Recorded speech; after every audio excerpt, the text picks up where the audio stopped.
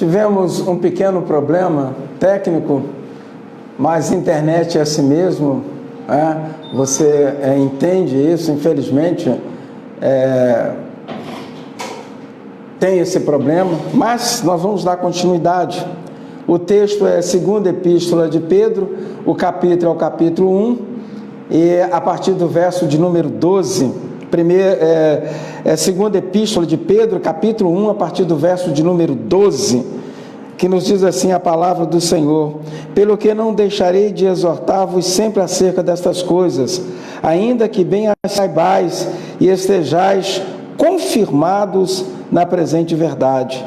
E tendo por justo, enquanto estiver neste tabernáculo, despertar-vos com admoestações, sabendo que brevemente hei de deixar este meu tabernáculo, como também o nosso Senhor Jesus Cristo já nos tem revelado.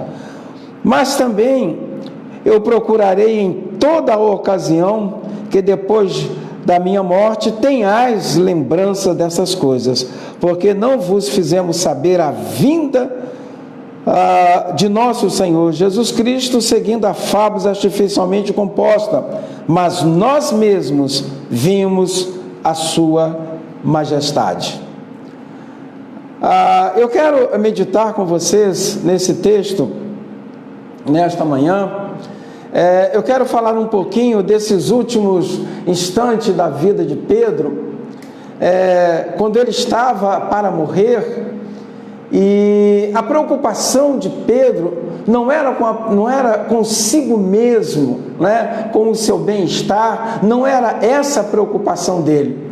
A preocupação de Pedro, nos seus últimos dias de vida, era municiar o povo de Deus com ensinamentos que seriam necessários para eles. E uma das provas disso é que nós estamos utilizando esse texto para falar à igreja uma palavra de admoestação deixada pelo apóstolo Pedro. Então Pedro aqui, ele está para morrer, ele deve ter ido a óbito em 63 ou 64 de nossa era, aproximadamente, não há uma certeza absoluta disso, e aí cada erudito estabelece aí uma data, e não há como a gente estabelecer uma data precisa, para não cometermos os erros anacrônicos, Então a gente deixa aí esse espaço aí, que é mais ou menos a data que a maioria dos eruditos usa para firmar a morte do apóstolo Pedro. O que a gente sabe com certeza é que ele morreu no governo de Nero, e morreu antes de Paulo. Paulo deve ter morrido em 67 ou 68, e ele deve ter morrido ou 63 ou 64, aproximadamente isso aí, no máximo 65, é o período a que ele deve ter morrido. E nesse texto em que lemos, esse verso de número 12, ele nos fala, porque não deixarei de exortar-vos sempre acerca dessas coisas, ainda bem que as sabais estejais confirmados na presente verdade. Pedro, ele está para morrer, mas a preocupação dele era continuar ensinando o povo de Deus. Ele diz assim: olha, ainda que eu sei que vocês sabem, eu sei que vocês sabem isso, mas eu vou falar novamente, eu vou dizer a vocês novamente, porque o que eu vou dizer para vocês é muito importante, e por ser importante, eu vou falar a vocês novamente. Então a preocupação de Pedro não era consigo mesmo, não era com o seu bem-estar, mas a preocupação dele era municiar o povo de Deus para que eles pudessem ser ou firmar-se na Bíblia, na palavra de Deus, e não se deixar levar por ventos de doutrina. E Pedro exorta o povo de Deus a esperar a vinda de Cristo. Ele exorta eles, diz: olha, vocês permanecem aí, fiquem atentos, fiquem firmes, porque Jesus Cristo, ele virá. E Pedro, ele também exorta também a igreja a viver retamente, a viver retamente, a viver biblicamente, a viver evangelicamente e a viver teologicamente. Ou seja, Pedro queria que o povo de Deus vivesse exatamente assim, dentro desse padrão, dentro da palavra de Deus. O que ele estava dizendo? Olha, examine as Escrituras, caminhe por elas, escuta as Escrituras, cresça em Cristo, acredita em tudo que está registrado a respeito dele na Bíblia Sagrada, ou seja, nas Escrituras, porque tudo se cumprirá. Pedro, nesse texto, ele vai citar a palavra tabernáculo 2 vezes no texto. E é interessante que as 2 vezes que ele cita a palavra, a primeira, a gente entende que quando ele fala de tabernáculo, ele está falando do seu próprio corpo. Então, no verso 16, ele diz: sabendo que brevemente hei de deixar este meu tabernáculo. A palavra tabernáculo aí no texto, ela está simbolizando o corpo dele. A gente vai entender nesse texto que Pedro está retratando exatamente naquele momento da transfiguração, quando ele e João, mas o próprio Cristo, eles estão lá no Monte das Oliveiras, e o Senhor faz aquela transfiguração, Isso basicamente está registrado no Evangelho de Mateus também, lá no capítulo 17, nós temos lá de uma forma bem mais explícita, daquele momento da transfiguração. E nessa transfiguração, Pedro, ele é envolvido pelo aquele momento da transformação do Senhor, quando o Senhor transforma daquela natureza humana em uma natureza divina. Então estava ali Pedro, estava Tiago, estava João, e eles puderam ver aquela transfiguração. E no final daquela transfiguração, Pedro ficou tão empolgado com aquela situação, que ele disse: olha, Senhor, é bom estarmos aqui, fazer um tabernáculo para ti, fazer um tabernáculo para Moisés, fazer um tabernáculo para Elias, e ele esqueceu dele mesmo, de fazer um tabernáculo. Ali no texto, tabernáculo significava uma tenda, mas aqui nesse texto não. Aqui nesse texto, Pedro está usando a palavra tabernáculo para o seu corpo. Ele estava dizendo o seguinte: olha, igreja do Senhor, igreja de Cristo, brevemente eu vou deixar esse meu tabernáculo, ou seja, brevemente eu vou partir, brevemente eu estarei indo para a vida eterna com meu Cristo. Mas a preocupação de Pedro, como eu já disse, não era consigo mesmo. Ele não estava preocupado simplesmente com a sua vida física, a sua vida humana, não. Ele estava preocupado com a igreja do Senhor. A gente entende no Novo Testamento há 5 grandes segredos sobre a igreja que Jesus revelou pessoalmente, E 3 deles Jesus revela a Paulo, e 2 deles Jesus revela a Pedro.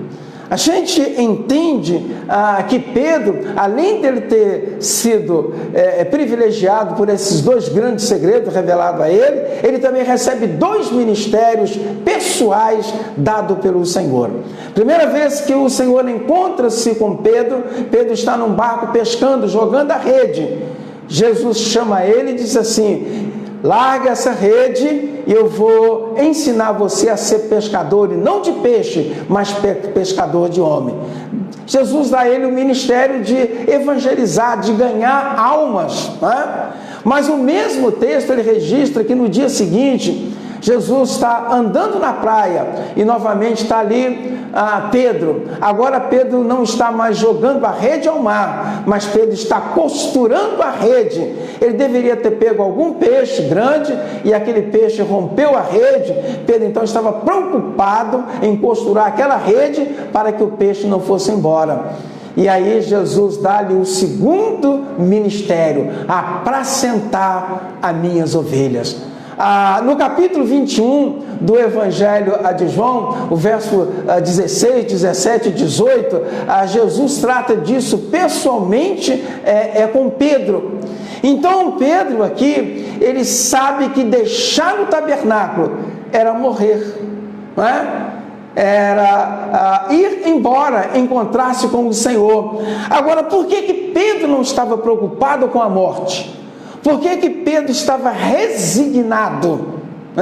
Ele estava resignado porque lá no capítulo 21 de João, no verso 17, no verso 18, além de Jesus ter dado ele aquele ministério maravilhoso de apacentar as ovelhas, Jesus disse a ele como ele iria morrer. E Jesus disse ainda mais para ele: Pedro, vai chegar um momento que você não vai ter mais condição de cingir você e ir para onde você quiser ir. Você não vai fazer isso, mas haverá alguém que você vai estender as mãos e ele vai cingir você e ele vai levar você para um lugar que você não quer ir. Jesus estava falando exatamente da morte de Pedro. Pedro sabia que iria morrer e ele pressente aquele momento. E ele está resignado, ele não está preocupado com o tipo de morte que ele vai passar. Alguns historiadores dizem que foi oferecida a Pedro, na hora da sua morte, a oportunidade de que tipo de morte ele queria. E disseram para ele assim: você quer ser crucificado? Ele disse: eu não posso ter essa honra de ser crucificado como o meu Senhor, mas me crucifique de cabeça para baixo. E diz a história, os biógrafos de Pedro, que ele foi crucificado e de cabeça para baixo. Então, nesse momento aqui, Pedro sabia que ia morrer. Jesus já havia falado com ele sobre a sua morte, então ele está tranquilo. Homens de Deus, quando está para morrer, não ficam desesperados. Não fique desesperado, porque nós sabemos, igreja, que um dia seremos recolhidos. Nós não viemos aqui para colonizar o mundo e ficarmos aí. Não. Viemos aqui para um tempo. E é interessante, é importante aqueles que sabem viver essa vida. As pessoas que sabem viver essa vida, eles vivem uma vida tranquila, e quando chega no final de suas mortes, eles não ficam ali maldizendo e ficam espraguejando a vida. Não. Os homens de Deus, quando a morte chega, eles estão preparados. Eles sabem que cumpriram o ministério deles e eles estão prontos para ser recolhidos. E aqui, Pedro, então, ele vai usar a palavra tabernáculo para dizer assim: olha, o meu corpo é como um tabernáculo, ele é como a bainha de uma espada, e a qualquer momento eu serei recolhido. Ele está resignado exatamente com o tipo de morte que ele iria agora acontecer. Homens de Deus, quando está para morrer, em geral recebem revelação do Senhor que está prestes a ser recolhido. A gente observa, assim aconteceu com Abraão, assim aconteceu com Jacó. José, quando ele está ali prestes a morrer, ele chama ali a sua descendência e ele começa a dar ordem. E basicamente, a gente lendo aqueles momentos finais da morte de José, principalmente no capítulo 50 de Gênesis, quando ele começa então a preparar ali para a morte. E o livro do Gênesis são 50 capítulos, e o último versículo, que é o 26, vai terminar exatamente com a morte de José. Vai dizer: morreu José com a idade de 110 anos, embalsamaram o seu corpo, colocaram no caixão ali no Egito. Vai terminar exatamente com a palavra Egito. E nesse capítulo 50 ele começa a dar ordem. Olha, eu sei que eu vou morrer, e quando eu morrer, eu sei que eu vou ser embalsamado, mas um dia o Senhor vai visitar a vocês. Vai avisando aí as gerações futuras que um dia o Senhor vai tirar vocês daqui do Egito. E quando chegar esse dia, não deixe o meu corpo no Egito.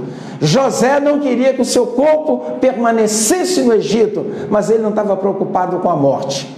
Ele sabia que o que Deus havia falado a Abraão, o Senhor ia cumprir, ia tirar o povo dele do Egito. Davi, quando estava para morrer, ele colocou a casa dele em dia. A casa dele estava uma bagunça, né? Estava uma bagunça, e ele teve que colocar tudo aquilo em ordem.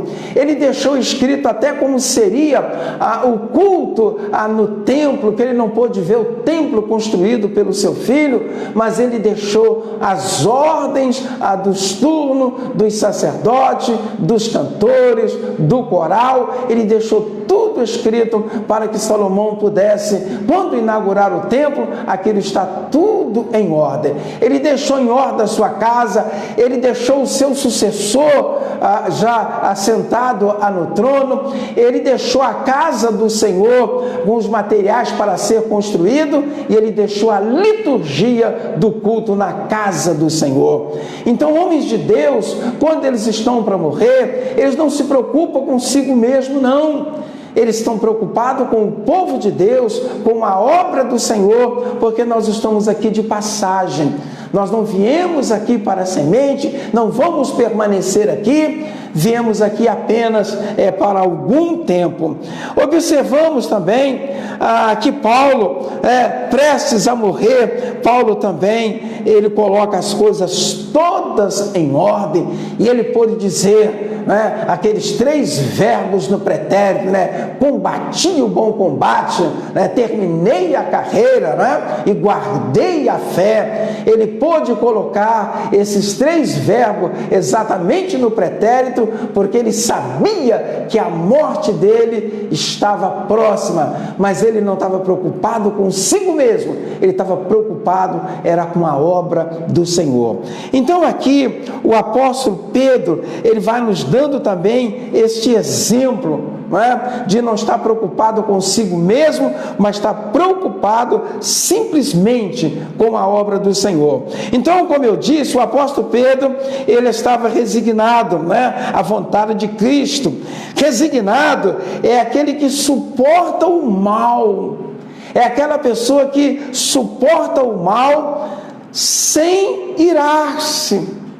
O mal vem sobre ela, mas ela não vai maldizer aquele dia, ela não vai ficar amaldiçoando, porque aquele mal veio sobre ela. Ela suporta resignadamente, porque ela sabe que aquilo vai passar. Ela sabe que a nossa vida aqui não é um mar de pétalas de rosa, não é.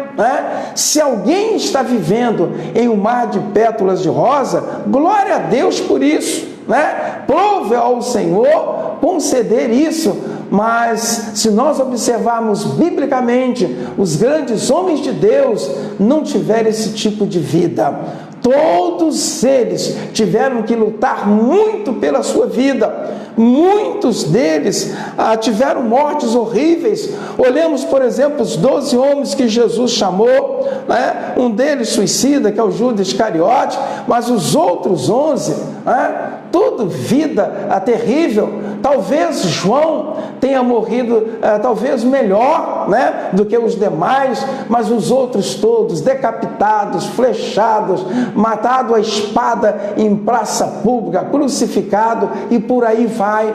Homens de Deus morriam assim, eles honravam o Senhor resignadamente, exatamente não amaldiçoando aquelas coisas ruins que vinham sobre as suas vidas. Então, resignado, uma pessoa resignada é aquela que suporta o mal sem revoltar. Ela conforma-se, porque ela sabe que a vida de um homem de Deus é exatamente assim. E entendemos que o contrário de resignado, é aquela pessoa que fica irada, inconformada, né? Impaciente, né? Desobediente, por aí vai. Esse é o contrário, é o antônimo de resignado. E Pedro nos demonstra que ele estava tranquilo, ele não estava desesperado. Ele disse: eu sei. Ele disse: eu tenho certeza, né? Ele disse: sabendo que brevemente hei de deixar este meu tabernáculo. Brevemente. Esta palavra é interessante, né? A palavra breve é que a gente sabe que aquilo vai acontecer, mas a gente não sabe quando. A gente não sabe quando. Quando você vai inaugurar um estabelecimento e que você não tem ainda a data da inauguração, você coloca lá, breve inauguração. Mas quando você já tem a data da inauguração, você não pode usar mais a palavra breve, porque agora você já tem a data. Esta palavra, ela só pode ser usada quando você não tem a data. Observe, Pedro sabia que estava próximo de morrer, mas o momento exato de sua morte, ele não sabia. Mas ele sabia que estava breve, ele sabia que estava próximo, ele sabia que iria morrer. Então, ele disse assim: olha, eu vou morrer. O próprio Jesus já disse para mim como será a minha morte. Então eu vou dar ao povo de Deus ferramentas, eu vou municiar eles de coisas que eles vão precisar para subsistir, para resistir no dia mau. Pedro sabia que tempos difíceis viria, ele tinha certeza disso, que viria tempos difíceis. E a gente observa que no verso de número 15, mas também eu procurarei em toda ocasião que depois da minha morte tenhais lembrança dessas coisas. Pedro sabia que ele deveria continuar falando. Às vezes, irmãos e irmãs, nós deixamos de falar e nós pensamos assim: não, eu já falei isso tantas vezes, não vou falar mais. Mas não, a redundância. O próprio Jesus usava isso muito na sua fala, quando ele dizia assim: na verdade eu vos digo. Tem a redundância na palavra verdade. Por que essa redundância? É para fixar, é para manter na sua mente. Por que você aprende um hino? Porque você canta ele várias vezes, você fica ensaiando, treinando aquele hino, ele vai ficar na sua mente e nunca mais sairá dela. O que Pedro está falando aqui é exatamente isso. Olha, eu sei que vocês já sabem, mas eu vou falar outra vez. E eu, nesta manhã, eu quero dizer a mesma coisa. Eu sei que vocês sabem de tudo que eu estou falando. Eu sei que vocês sabem, mas eu vou falar outra vez, que é para fixar na sua mente. Pedro, então ele diz: olha, eu sei que vocês sabem. Eu sei que vocês têm certeza disso, mas eu vou falar a vocês novamente. Depois da minha morte, tenhais lembrança dessas coisas. Porque não vos fizemos saber a virtude e a vinda de nosso Senhor Jesus Cristo, seguindo fábulas artificialmente compostas, mas nós mesmos vimos a sua majestade. Pedro aqui, ele volta lá na transfiguração. Ele volta lá, ele traz à sua mente aquela lembrança da transfiguração. O que ele está dizendo para nós? Quando ele diz assim: mas nós mesmos vimos. Tinha 3 testemunhas ali. Tinha Tiago, tinha João e tinha Pedro. É claro que Moisés e Elias, eles já haviam morrido. Eles não poderiam mais testemunhar. Naquele momento, não. Naquele momento, as testemunhas que Jesus tem ali da sua transfiguração é Pedro, é João, é Tiago. Então, quando ele diz assim: mas nós mesmos vimos a sua majestade, ele está referindo-se exatamente àquele momento da transfiguração, aquele momento único, que Pedro, Tiago e João tiveram o privilégio de ver aquilo, mas nenhuma outra pessoa teve o privilégio ali, naquele momento, de ver aquela transfiguração. Lá na ilha de Patmos, João teve o privilégio de ver novamente aquele Cristo glorificado. Mas essa experiência da transfiguração era um momento ímpar, porque Jesus sai daquele estágio de humano, de natureza humana, e vai à natureza divina. Talvez ali em fração de segundos, não sei, mas aquilo é rapidamente. E ele pôde ver aquele Cristo, natureza humana, e ele pôde ver o Cristo, natureza divina. Então ele dá um testemunho pessoal. Mas observe que no texto ele utiliza duas palavras muito interessantes aí. Ele diz: porque não vos fizemos saber a virtude e a vinda de nosso Senhor Jesus Cristo, seguindo fábulas artificialmente composta. Artificialmente composta. O que é que nós estamos enfrentando hoje no século 21? Hoje no século 21, nós estamos enfrentando muitos mestres, pessoas altamente arrogantes, prepotentes, presunçosas, pessoas que se dizem donas da verdade. E a gente vai encontrando aquelas coisas mais esdrúxulas que possam pensar, né? Um dia desses eu estava observando um cidadão e que ele leu um texto bíblico e ele disse assim: olha, Deus me revelou que esse texto aqui, ele fala disso e disso, é isso aqui. Mas na verdade o texto não tratava nada daquilo. O texto tratava de uma outra coisa. Como ele não tinha competência para o estudo das Escrituras e interpretar o texto corretamente, ele trouxe uma interpretação dele e ele assassinou o texto. Mas por que ele fez aquilo? Porque ele queria pedir uma oferta à igreja e ele tinha que buscar um escapismo para o que ele ia falar, e o que ele falou não tinha apoio bíblico. Na verdade, ele é como os mágicos, né? Tiram coelhos da cartola, e foi isso que ele fez. E não é assim, não é assim. Igreja, há duas maneiras de caminharmos aqui na terra. Nós caminhamos pelo que está escrito na palavra e caminhamos pela direção do Espírito de Deus. Mas aquilo que está escrito, o Senhor já escreveu para o nosso benefício, para que nós possamos ler, estudar e vivermos como está escrito. Então Pedro, ele diz que tem pessoas que eles trazem fábula, e isso vai te levar você aquilo que você não tem como conformar, como história, fatos, você tem como provar, mas fábula não. Por isso a palavra está dizendo fábula. Mas Pedro diz assim: artificialmente composta, ou ardilosamente composta, ou estrategicamente composta, significa que homens venazes por riqueza, eles estão fazendo isso. Eles estão pegando a palavra do Senhor e dando a interpretação que eles querem dar para benefício próprio. Mas Pedro, ele alerta aqui, e ele trouxe um alerta para a sua geração e também para a minha geração e para a nossa geração. Homens trazendo fábulas e dizendo que é a palavra de Deus.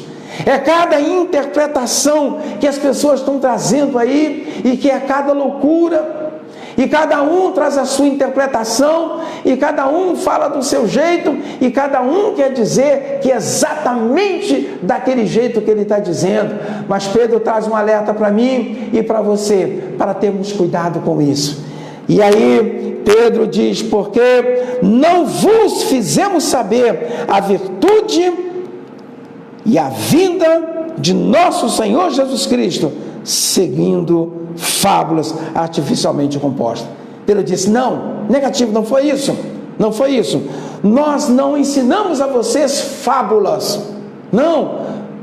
As fábulas, elas começam assim: era uma vez, né? Não. Pedro está dizendo negativo, né? Ele, não, nós não ensinamos isso a vocês, não trouxemos para vocês fábula. O que trouxemos para vocês é a palavra de Deus.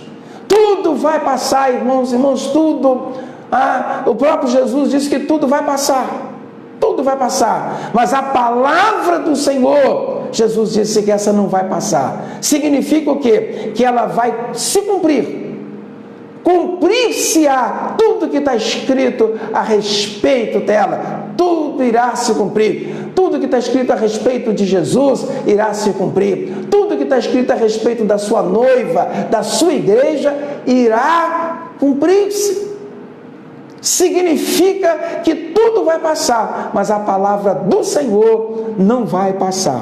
E no final desse versículo 16, quando ele diz fábulas artificialmente compostas, ele diz assim: mas nós mesmos vimos a sua majestade. Como eu já disse, aqui ele dá um testemunho pessoal. Aqui ele fala de uma coisa que os olhos dele viu. Seus olhos viram. Ou seja, ele era uma testemunha pessoal. Ele viu a transfiguração. E ele diz: não, nós vimos. Ele está falando por Tiago e também falando por João. Ou seja, diz: eu tenho testemunha de pessoas que viram isso. Meu irmão, minha irmã, nós não vimos a transfiguração de Jesus. Se nós tivéssemos visto, que maravilha, ver o Senhor transfigurando, saindo de uma natureza, indo para outra. Mas nós cremos que isto aconteceu. Nós cremos que isto aconteceu. Nós cremos que o Senhor transfigurou para mostrar para Pedro, para Tiago, para João, que ele não era aquela natureza humana que estava ali, mas ele era aquela outra natureza, aquela divina e maravilhosa que viverá eternamente. Então Pedro, ele tinha um testemunho pessoal, os olhos dele pôde ver. E ele continua dizendo, ele diz no verso 17, porquanto ele recebeu de Deus Pai, honra, isto é, ele está referindo-se a Jesus, e glória, quanto da magnífica glória que lhe foi dirigida a seguinte voz: este é o meu Filho amado, em quem tenho comprazido. Lembra? Lá na transfiguração, quando Moisés falou, Elias falou, e aí então Deus falou.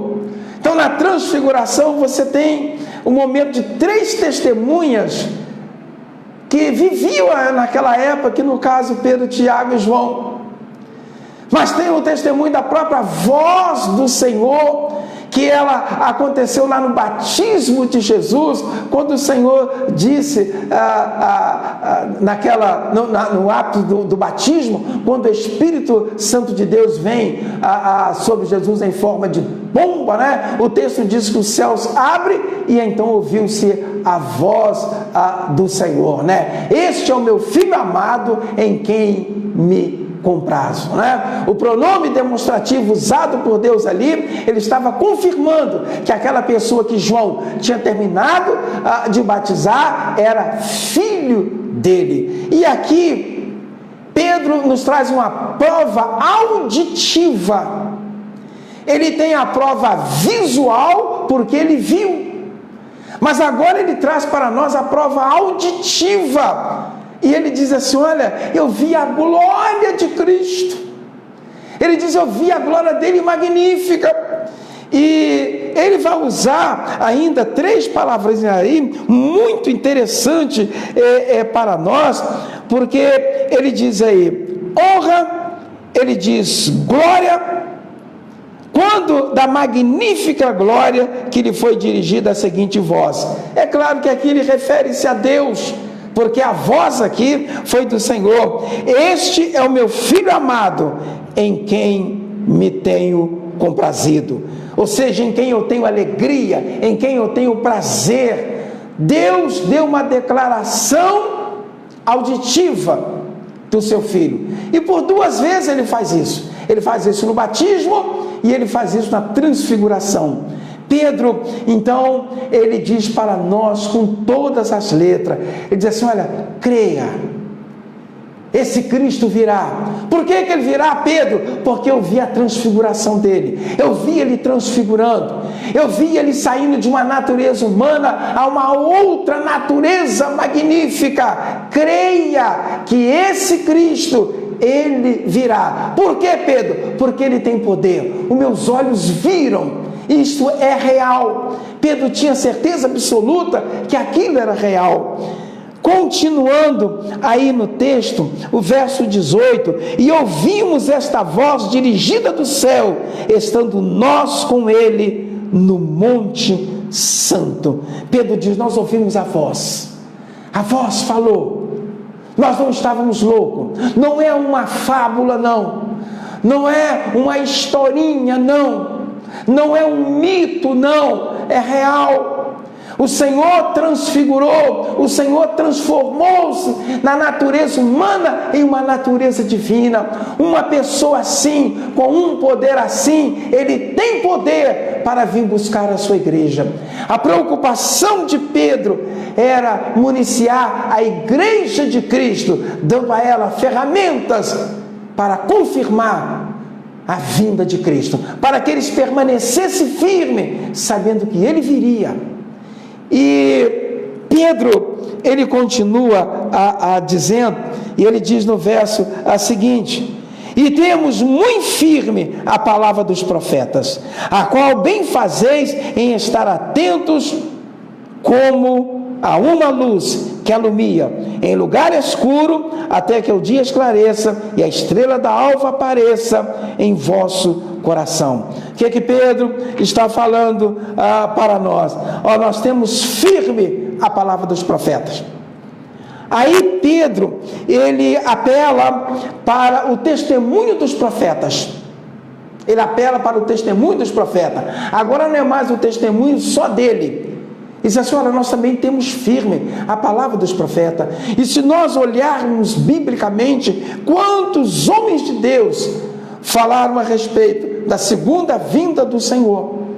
E ele então diz: nós temos também firme aí a palavra dos profetas. E ele traz aí para nós uma simbologia, porque ele vai fazer uma comparação, ele faz uma comparação, e ele diz assim: olha, ela é como luz que ilumina em lugar escuro, e ela vai iluminando, até que a alva ou a estrela da alva, depende muito da sua versão, ele está dizendo o seguinte, que enquanto estivermos caminhando aqui na terra, nós temos uma luz, temos a palavra do Senhor para nos direcionar. Até quando? Até que venha a grande luz, até que venha o sol da justiça, que quando ele vir, ele vai brilhar de tal maneira que vai ofuscar tudo. Observe que as estrelas brilham enquanto há escuridão. Enquanto há escuridão, as estrelas brilham, mas quando o sol ele começa a vir pela manhã, todas as estrelas, até a que brilha mais do que todas, é a última a desaparecer ali o seu brilho, ela também é ofuscada pelo brilho do sol. O sol, quando ele sai, ele dá um espetáculo sozinho. Todas as estrelas, elas somem, desaparecem, porque chegou a grande luz, a estrela de quinta grandeza. E é o que Pedro está nos ensinando aqui. Nós estamos caminhando, e ele diz: olha, caminhar pelos profetas, caminhar pelo que os profetas falaram, é como uma luz que ela vai iluminando. Até quando, Pedro? Até quando ele vir, até quando ele chegar. Quando ele chegar, vai chegar o sol da justiça, a estrela que quando sai, ofusca todas as demais. Ele diz: ela vai brilhando, até quando, Pedro? Até chegar o sol da justiça. Ele diz: uma luz que ilumina em lugar escuro, até que o dia esclareça, até que o dia brilhe, até que o dia, que o sol ele saia totalmente, e ele vai ofuscar tudo. E ele diz assim: e a estrela da alva apareça em nosso coração. Sabendo primeiramente isto, que nenhuma profecia da Escritura é de particular interpretação. Eu quero falar um pouquinho a você sobre isso aqui. Ele diz que, com todas as letras, que nenhuma profecia bíblica, aquelas dadas pelo Senhor, as profecias dadas pelo Senhor, o respaldo delas, principalmente a do Antigo Testamento, o profeta, ele falava todo o conteúdo da profecia, e quando ele encerrava o conteúdo, ele dizia: assim diz o Senhor. Era a assinatura de Deus sobre tudo aquilo que ele havia falado. Imaginamos uma pessoa vinha falar em nome do Senhor, e ele falava tudo o que Deus mandava falar, e no final, para assinar aquela profecia, ele usava essa frase: assim diz o Senhor. E essa frase aparece no Antigo Testamento 1094 vezes. 1094 vezes o Senhor assinou a profecia dele. E o que Pedro está nos ensinando é exatamente isso. Ele diz: olha, nenhuma profecia das Escrituras Sagradas dada pelo Senhor, não isso que está aí. Tem tanta gente aí falando em nome de Deus, dizendo aquilo a que Deus não falou. Deve ser interessante, né? Alguém falando algo que Deus não disse, né? Deus deve chamar a sua corte e dizer assim: olha lá, fulano está falando algo que eu não disse, eu não falei nada disso, e ele está falando em meu nome, mas eu não vou assinar essa profecia, porque não foi eu que disse. Então Pedro, ele nos alerta, irmãos e irmãs, de nós não sermos enganados até a vinda do Senhor. Ainda bem que a Bíblia diz: se possível fora, enganaria até os escolhidos. Se possível fora, porque quem vive pela palavra, quem anda pela palavra, quem pratica a palavra, não será enganado. Por que não será enganado? Exatamente por isso, porque a palavra do Senhor, ela não vai passar, ela vai permanecer firme. O Senhor vai cumprir tudo aquilo que Ele falou, porque é a sua palavra. Sabendo primeiramente isto, então, ele vai dar um enfoque aqui, e ele quer que alguma coisa fique registrado como principal na sua fala. Então ele diz: sabendo primeiramente isto. O que, Pedro? Que nenhuma profecia da Escritura é de particular interpretação. Então, meu irmão, minha irmã, não tem esse negócio de alguém chegar e dizer para você coisas que a Bíblia não te dá o respaldo. A profecia, ela exorta, ela edifica, ela consola, mas observe, quando alguém falar alguma coisa a você e não está de acordo com a palavra de Deus, rechaça-se imediatamente. Nós temos a bússola. Nós temos a bússola, que é a palavra do Senhor. Não podemos ouvir qualquer coisa e sairmos por aí pensando que é a palavra de Deus, pensando que é uma profecia assinada pelo Senhor, mas não é. Pedro disse: sabendo primeiramente isto. O que, Pedro? Que nenhuma profecia, mas ele diz das Escrituras Sagradas, da Bíblia. Não é o pastor do horário nobre, né? Não é os coronéis do horário nobre, né? E como estamos cheios de coronéis aí, né? Eles não solicitam a igreja, eles dão ordem à igreja, né? Coisa que nem Jesus fez, né? E eles estão fazendo, mas eles são os coronéis, eles são os que mandam, é as mega igrejas, né? E eles se acham acima do bem e do mal. Então eles chegam e eles ditam as ordens, eles não solicitam, eles não fazem petição, não, eles chegam e ditam as ordens, são coronéis. A igreja do Senhor não é comandada por coronéis, não. A igreja do Senhor é comandada pelo sumo pastor, que é Jesus Cristo. E aqui na terra, ela é dirigida pelos pastores, mas homens que o Senhor vocacionou e chamou para a obra. Quanta gente aí usando o título de pastor, mas não é pastor, mas estão usando o título. Quantos? Mas graças a Deus que a igreja tem um dono, e o dono dela chama-se Jesus Cristo. Então Pedro, ele diz: olha, sabendo primeiramente isto. Olha, igreja do Senhor, sabendo primeiramente isto, que nenhuma profecia das Escrituras é de particular interpretação. Ela não é sua, ela não é só para você, ela é para todos. É o que está registrado na palavra, não é o que eu penso, não é o que eu acho, não é a minha interpretação, é o que está registrado na palavra do Senhor. E Pedro, ele diz, porque a profecia nunca foi produzida por vontade de homem algum. Pedro deixa explícito, ele diz, olha, nenhuma profecia ela foi produzida. Observe, é um texto escrito próximo da morte de Pedro, e ele nos fala uma joia preciosa dessa. Ele diz, olha, nenhuma profecia de particular interpretação, nenhuma dela. Talvez nós não encontramos registro na Bíblia, encontramos textos paralelos, mas não encontramos texto exatamente como essa palavra de Pedro. Encontramos textos paralelos. Significa que eles ainda não tinham recebido uma palavra como essa, e essa palavra vem de Pedro exatamente no momento final de sua vida, quando o Espírito de Deus apossa-se de Pedro e começa a inspirar a ele, para que ele pudesse escrever, para que ele pudesse registrar aquilo que seria de grande valia para a igreja futura. Porque a profecia ela nunca foi produzida por vontade de homem algum. Nenhum homem, nenhum ser humano, por mais poderoso que ele se considere em cima dessa terra, que ele preside uma igreja com 50 a 1000 membros, né? Como a igreja da Coreia, né?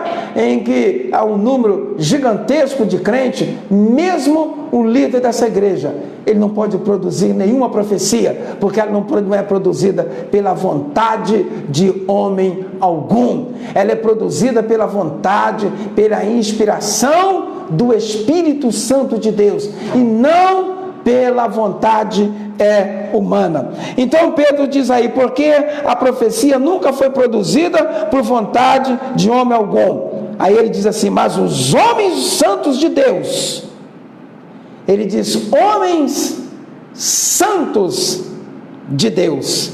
Ele não disse, como era normalmente no Antigo Testamento, falar homem de Deus. Não, ele não disse isso.